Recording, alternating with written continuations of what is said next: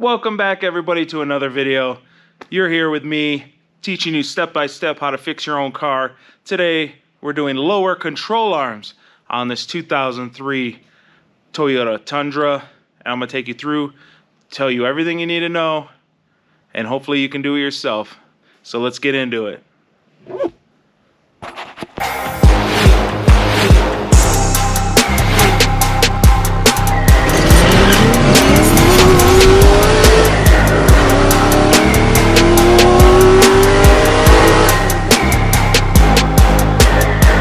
Front lower driver's side control arm is a GS86130. Passenger side lower control arm GS86131 for the passenger side. Here's the driver's side lower ball joint GK80385. And the part is also marked with an L for left. These dowel pins that go into the spindle. It comes with new hardware and a cotter pin. So pretty much everything you need to put it together. Here's the passenger lower ball joint GK80384. Here's the new sway bar end link. Part number, it's an Ultra Power brand K90681.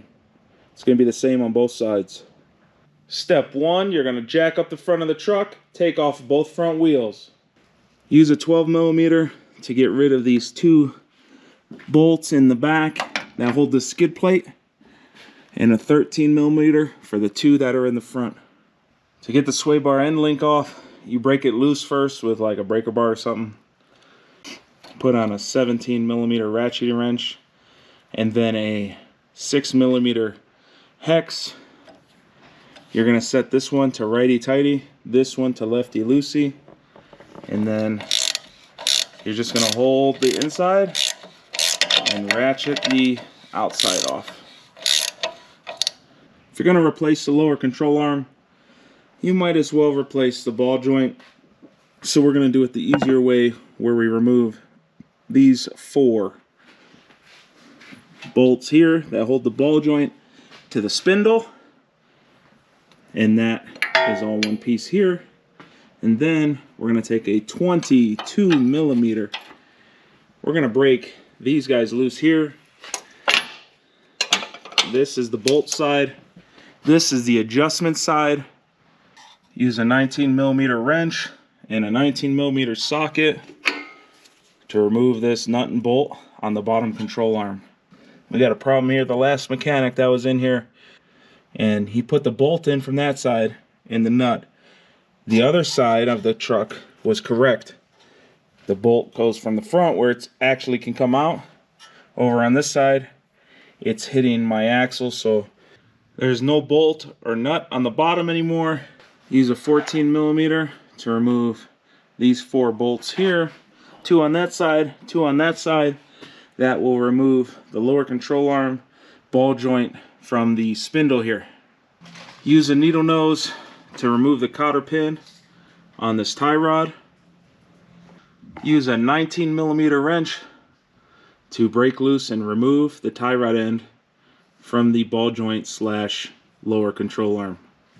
With the sway bar end link, the tie rod, and those 14mm bolts out, and the 22mm bolts over here for the control arm loose or out, the control arm just flops down.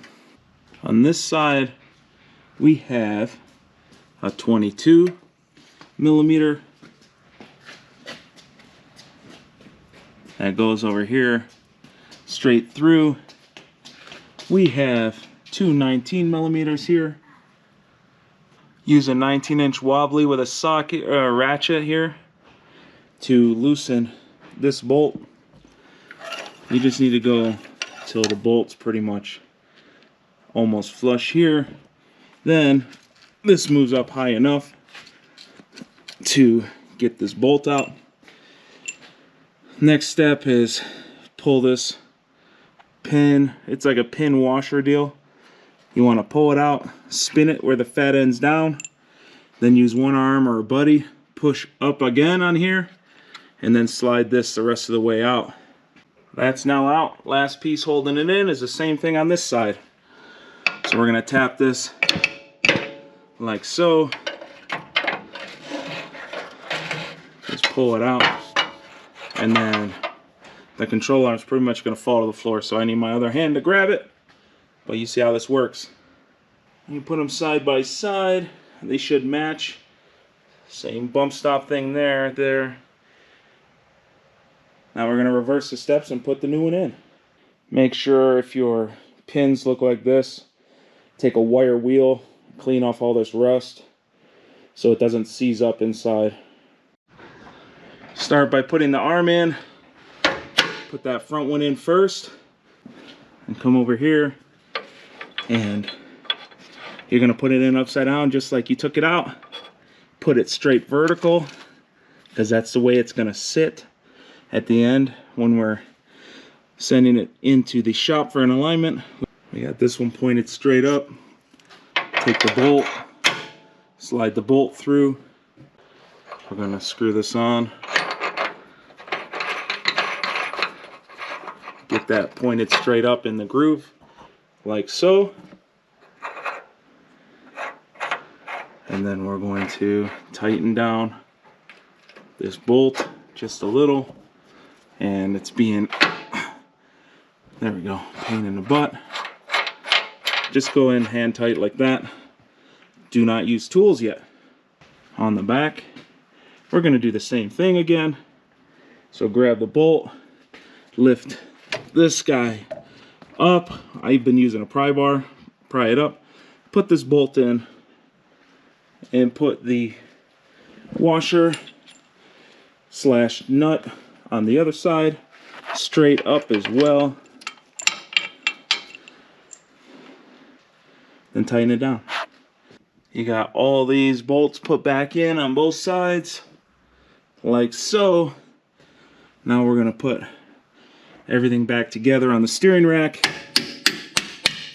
since we are now complete with this. Put the strap back on, tighten this 19 mil in the middle of this guy with the ratchet, line this one up, put the nut in the washer here after you pump this guy through the hole right there. To make the ball joint install easy, I have a jack pushing up the top control arm. That leaves a big gap down here. Put these dowel pins in, up, hand start the bolts, and then I'll slide this ball joint into the control arm. Get it all nice and in there loose. Get it in. You're gonna put this on from the bottom up. Use a 22mm deep socket. Tighten down the nut. Once you get the nut tight, make sure the hole lines up with one of the castles. If not, tighten a little more to get it to line up. Push this through. We're gonna grab this tong, bend it all the way over, and then we're gonna bend this one down. We're gonna cut it right about here so that it goes 90 degrees against the nut. We're gonna fold this one farther over, tap it with a little metal hammer or whatever you have laying around to bend it. Should look like this when you're done. That way the nut can't back off. That stops the wheel from moving. Then I could put a 13 on here, torque it down nice and tight. You can use a 24mm deep socket, and we're gonna torque this guy down. And then we want the hole to line up with one of these castles so we can put in the cotter pin. So you're just gonna tighten it, check it, tighten it, check it. The goal is to get that hole centered on one of the castles, so I'm almost there. See it? Almost there.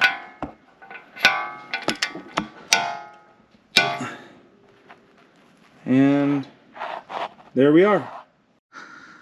Put the cotter pin through, put 1/2 down and around, clip the extra, take the other one, clip it shorter, bend it the other way.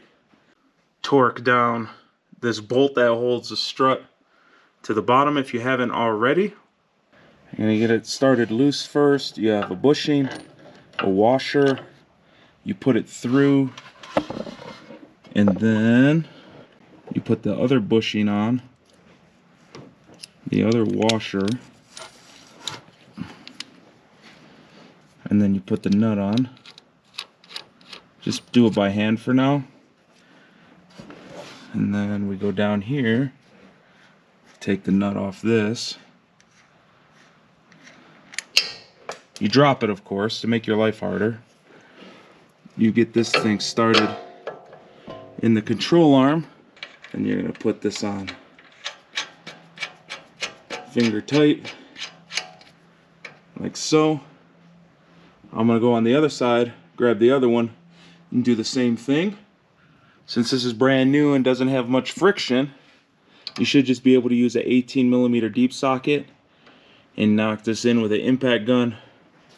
Electric impact gun, not an arrow one. It's too strong. If it does spin though, you do the same thing you did to take it apart. Put the Allen key in here, and then use a wrench and tighten the bolt on the outside. The bottom is now tight, so we go to the top with a 14mm, and I would use a actual ratcheting wrench, not an impact on this one. What we're looking for is these bushings to not be a straight cylinder. You want them to bulge. So I just went till the nut stopped, and I just gave it a little tug, maybe like 10 foot-pounds, nothing crazy, and it looks good. So the bottom one's poofed a little, the top one's squished. We're gonna want to spin this other side. We want these to have the markings straight up and down.